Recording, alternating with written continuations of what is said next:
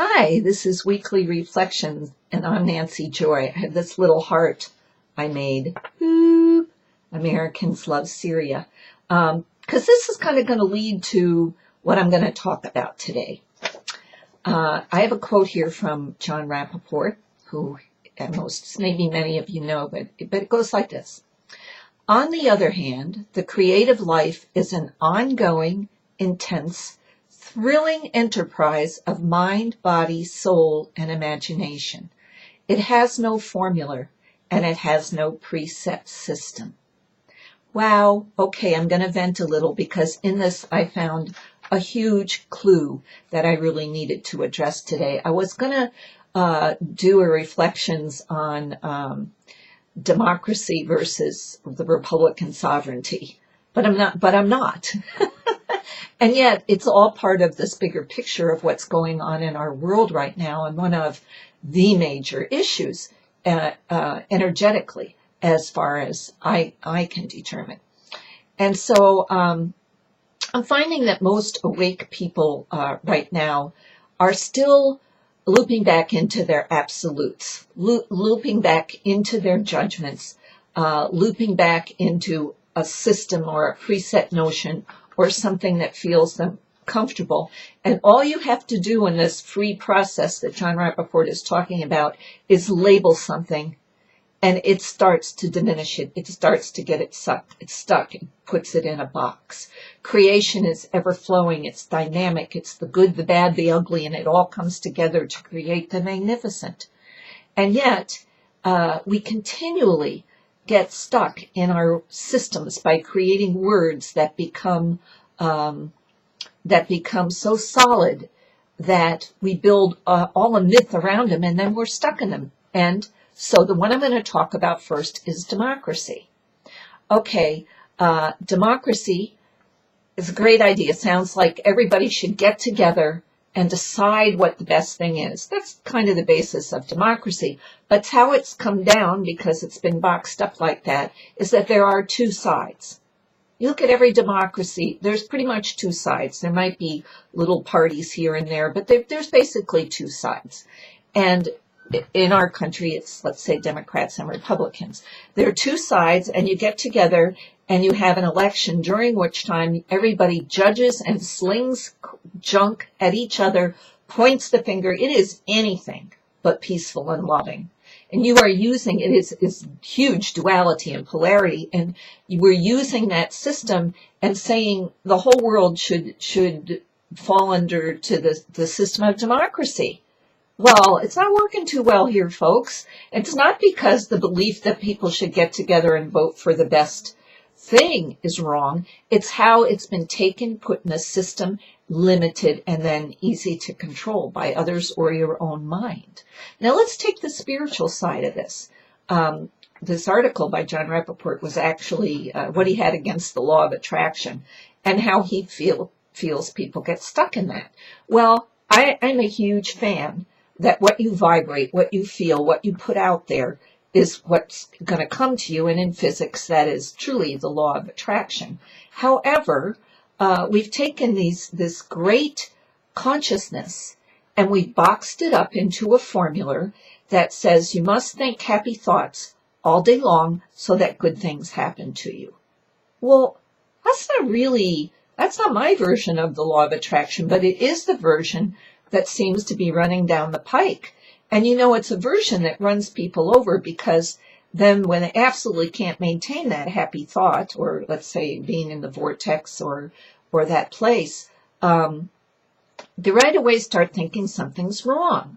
When actually what's happening is they've created something in their lives that they've asked for, but to get it, they have to go through something that doesn't feel comfortable. And that is the way we grow. That is the way we learn. So you can't just take one part of something that sounds good, put up there the part you like and live it, and forget the other part. The other part is so important of the law of attraction. And it's so meaningful. And it was brought home to me this week. Friday, I was flying high, had a great lunch with a friend, went out, was going to the health store, talked to another friend on the way, was really, feeling the vibe, feeling good about my life. But I had been spending a lot of time asking for help to solve something going on in my life and to show me a way.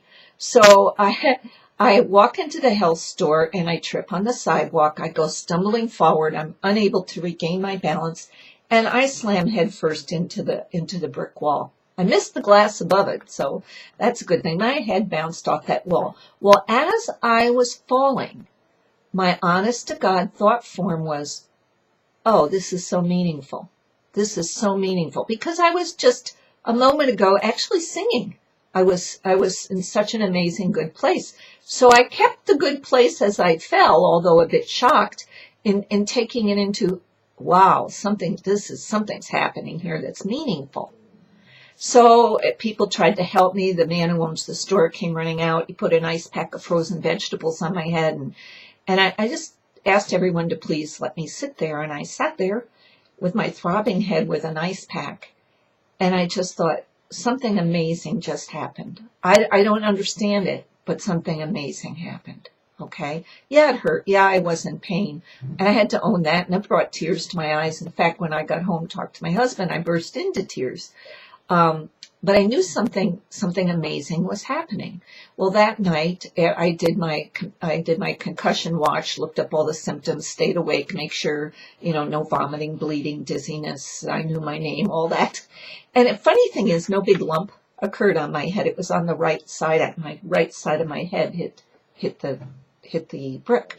And so in my dream that night, there was a very healing entity working with me.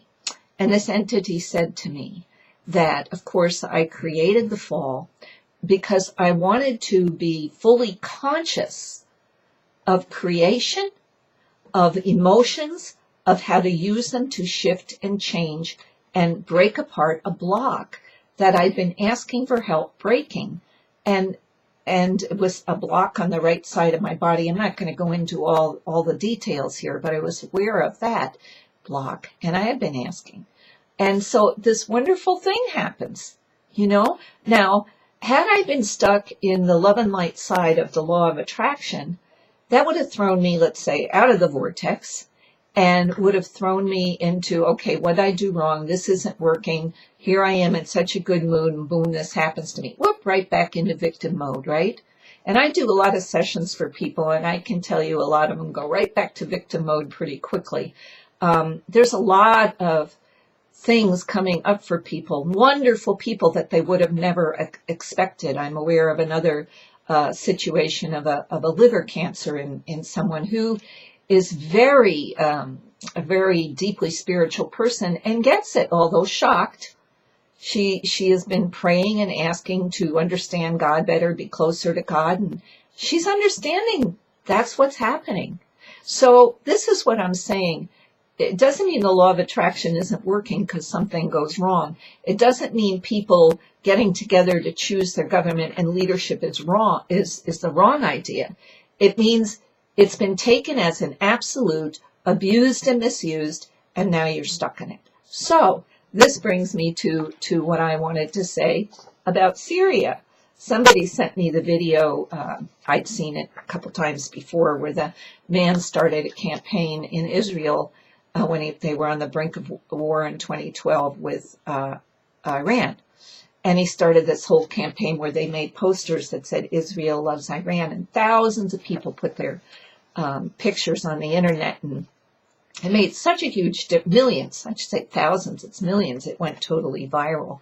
And so that's where people got out of their absolutes, pointing the fingers. What difference does it make if it's the powers that were, if it's the dictator or the president or a cabinet or a Congress? What difference does it make? We, the individual people, must, as Jon Rappaport says, we have an ongoing creative life force, and it's a thrilling enterprise of mind, body, and soul and imagination that creates another way, another grassroots way that you can't put in a box.